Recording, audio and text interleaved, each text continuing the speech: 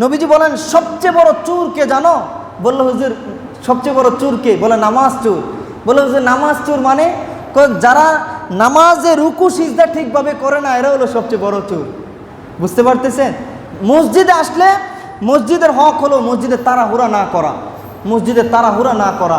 বিশেষ কোনো কাজ থাকলে আপনি তাড়াহুড়া করে নামাজ পড়ে গেলেন, এটা আল্লাহ তাআলা হয়তো মাফ করবে। কিন্তু সবসময় যদি তাড়াহুড়া করেন, বুঝতে হবে এখন আমার মধ্যে ঈমানের ঘাটতি আছে, আমার মসজিদের সাথে তাআল্লুক, আল্লাহর সাথে প্রেমে এখনো ঘাটতি আছে, আমার একটু তওবা করা দরকার, আমার একটু পরিবর্তন হওয়া দরকার। এই নামাজ হতে পারে আমার জীবনের শেষ নামাজ, এই নামাজ হতে পারে আমার জীবনের শেষ নামাজ।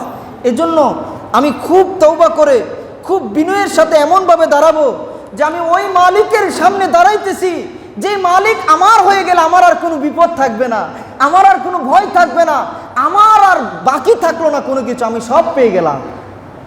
রিদর রব্বি ফি, আল্লাহ তাআলা কোরআনে বলেছে না, রিদওয়ানুম মিনাল্লাহি আকবার যালিকা হুয়াল ফাউজুল আযীম। In the world, the greatest bliss is the good pleasure of Almighty Allah. That is the supreme triumph. পৃথিবীর সবচাইতে বড় সফলতা, সবচাইতে বড় অর্জন হলো আল্লাহর সন্তুষ্টি অর্জন করা, আল্লাহকে পাওয়া। আপনার আমার একজন মালিক আছে, এটা ভুলে যায়েন না।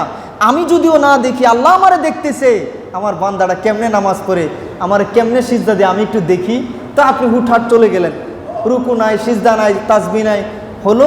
এটা কার সাথে তাড়াহুড়া দেখাচ্ছেন? যে মালিক আপনারে রিজিক দিলে রিজিক পাবেন, খাওয়াইলে খাইবেন, সুস্থ রাখলে সুস্থ থাকবেন, তার সাথে তাড়াহুড়া দেখাচ্ছেন? ঠিক না, এটা মসজিদের হকের সাথে যায় না।